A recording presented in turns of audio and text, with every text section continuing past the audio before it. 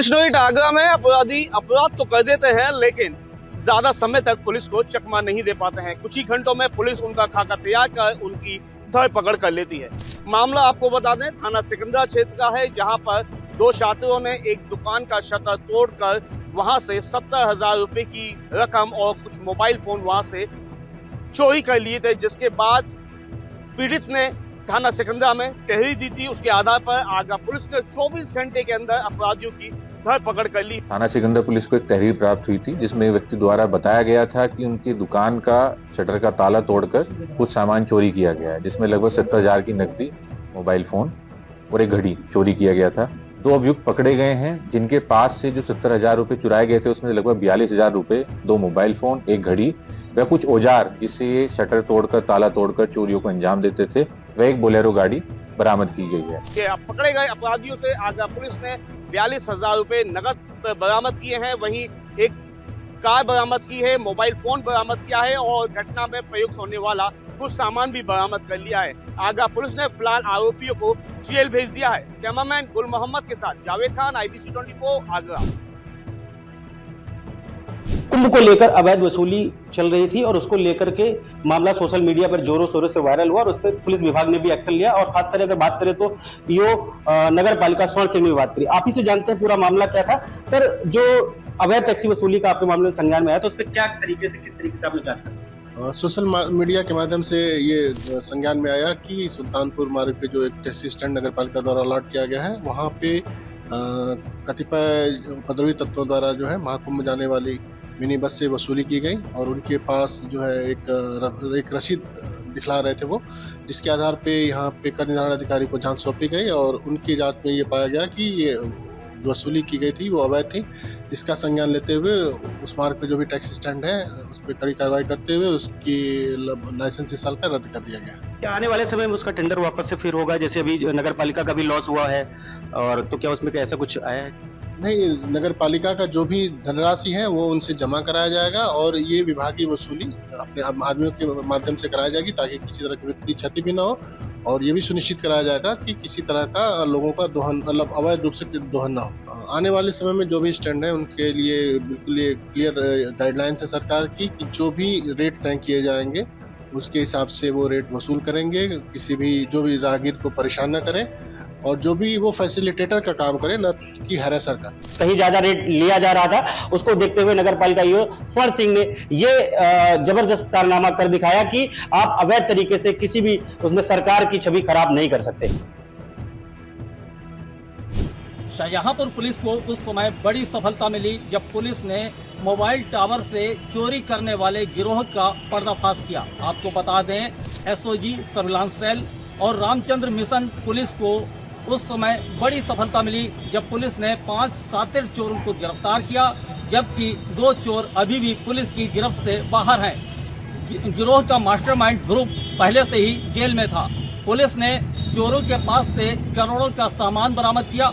शाहजहांपुर जनपद में 18 जनवरी को एक प्राइवेट कंपनी का ऑफिस और उसको लगा हुआ टावर का आसपास का पूरा का जो टेक्निकल अपैरेटस बोलते हैं, जो SFP बोलते हैं, उसको पूरा चोरी हो गया था। वो चोरी होने के बाद जो एयरटेल का टेक्निकल हेड का फ़ोन आ गया था, तब हम लोगों का चोरी का सीरियसनेस और किस तरह का नेटवर्क का डिस्टर्ब हो सकता है वो सब पता चल गया। तुरंत SP सिटी के नेतृत्व में अलग अलग टीमें गठन कर दी गई थी और इसमें लगातार काम करने के पश्चात शाहजहांपुर पुलिस को एक सफलता प्राप्त हुई थी, जिसमें एक CCTV के फुटेज के दौरान एक व्यक्ति को हम लोग पहले से जेल भेज दिए थे। वो पहले से कानपुर और बांदा में जेल जा चुके थे, बट उसका पूछताछ और अन्य कार्रवाई में हम लोगों का माल जो चोरी डाला गया था वो रिकवर नहीं हो पाया। उस कड़ी को आगे बढ़ते हुए हमारा पुलिस ने और अच्छा काम करते हुए आज 5 लोगों को गिरफ्तार किया है, जिसमें हमारा जनपद में जो चोरी गया था वो पूरा माल बरामद हो गया। आपको बता दें, ये चोर कई अन्य जिलों में भी चोरी की घटना को अंजाम दे चुके हैं, लेकिन कभी गिरफ्तार नहीं हुए। लेकिन शाहजहांपुर पुलिस ने इन चोरों का पर्दाफाश किया, जिसकी क्षेत्र में सराहना हो रही है और पुलिस अधीक्षक राजेश S ने खुलासा करने वाली टीम को 25,000 रुपए इनाम देने की बात कही है।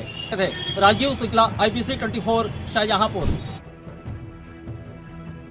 संभल में बीते 24 नवंबर को शाही जामा मस्जिद में सर्वे के दौरान हुई हिंसा को लेकर आज अल्पसंख्यक आयोग के अध्यक्ष इकबाल सिंह लालपुरा संभल पहुंचे। संभल पहुंचकर उन्होंने दंगा प्रभावित क्षेत्रों का निरीक्षण किया और शाही जामा मस्जिद का भी निरीक्षण किया। वहीं उन्होंने जितने भी अल्पसंख्यक समुदाय के लोग थे उनसे मुलाकात भी की। वहीं Chandausi road PWD guest house पहुंचकर शाही जामा मस्जिद कमेटी के लोगों से बातचीत की और देर शाम संभल से रवाना हो गए। अनिल, IBC 24 संभल। जब कुछ करने की चाहत होती है तो सब कुछ संभव हो जाता है। इसी को लेकर के इस वक्त कानपुर के जिलाधिकारी कहीं ना कहीं कार्रवाई करते नजर आ रहे हैं। आपको बता दें, कानपुर के नए जिलाधिकारी जितेंद्र प्रताप सिंह जब से उन्होंने अपना कार्यभार संभाला है, उन्होंने कानपुर को बेहतर बनाने के लिए एक कवायद शुरू कर दी है। आपको बता दें, लगातार जिस दिन से वो जनपद में आए हैं उसी दिन से उन्होंने लगातार औचक निरीक्षणों की जो शुरुआत है उसको काफ़ी समय से ही शुरू कर दी है। उनका साफ तौर पर कहना है कि सरकार हमको पैसे दे रही है और जिस काम के लिए सरकार हमको पैसे दे रही है वो काम ईमानदारी से करना चाहिए, जिसको लेकर के लगातार वो औचक निरीक्षण कर रहे हैं। इसी तरीके से आज भी उन्होंने कई औचक निरीक्षण किए, जिसमें से वाजिदपुर में एक प्राथमिक विद्यालय में भी वहाँ पहुँचे। वहाँ पर पहुँच करके उन्होंने जितने भी स्कूली बच्चे हैं उनसे बातचीत की, उन्होंने ब्लैक बोर्ड पे उनको पढ़ाया भी। इसी के साथ साथ उन्होंने वहाँ पर अध्यापकों के आने और जाने के समय को लेकर भी बच्चों से बातचीत की, तो उस समय पर उनको पता चला कि जो वहाँ पर पानी की समस्या है कहीं ना कहीं वो काफ़ी है, जिसको लेकर के उन्होंने जो जितने भी अधिकारी हैं, जो सक्षम अधिकारी, उनको निर्देश दिया कि यहाँ पर RO वाटर की व्यवस्था तुरंत की जाए। वहीं वहाँ पर कच्चे चमड़े की वजह से जो भी दुर्गंध आती थी उसको भी रोकने की कहीं ना कहीं व्यवस्था की बात उन्होंने साफ तौर पर की है। तो जिस तरीके से लगातार जिलाधिकारी औचक निरीक्षण कर रहे हैं और उनके मन में कानपुर को एक स्मार्ट सिटी की ओर ले जाने का जो एक भाव देखने को मिल रहा है, जिस तरीके से अगर इसी तरीके से अन्य भी अधिकारी कार्य करने लगे तो कहीं ना कहीं ये प्रदेश या देश बहुत ऊंची ऊंचाइयों तक जा सकता है।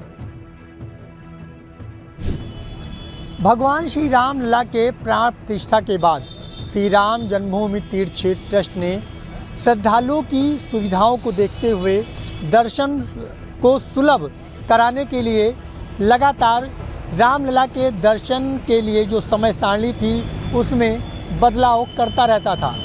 हालांकि इसके पहले रामलला का दर्शन सुबह 5:30 बजे से और रात्रि 11 बजे तक होता था। हालांकि अब जो नई समय सारणी निकल कर आई है वह सुबह 6 बजे से और रात्रि 11 बजे तक रामलला का दर्शन राम भक्त कर पाएंगे।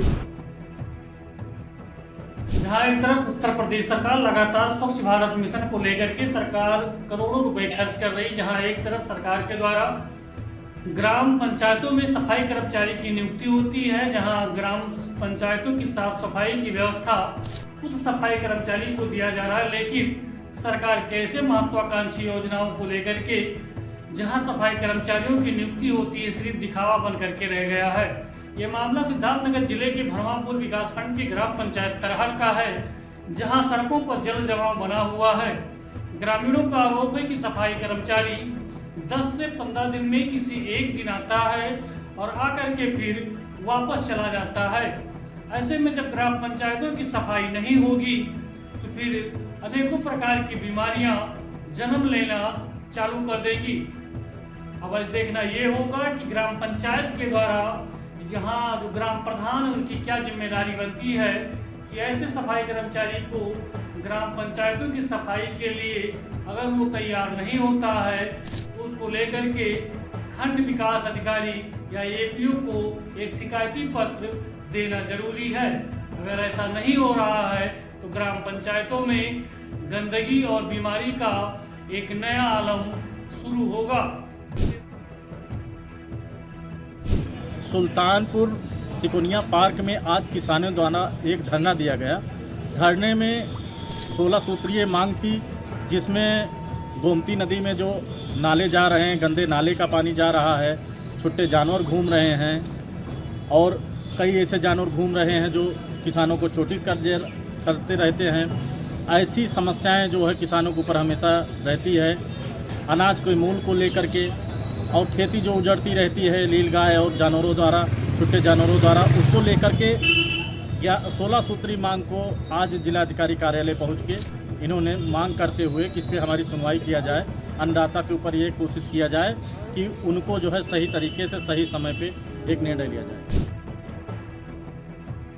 तो 9 बजे 9 रिपोर्टर में आज के लिए बस इतना ही। कल फिर होगी मुलाकात 9 बजे 9 बड़ी खबरों के साथ।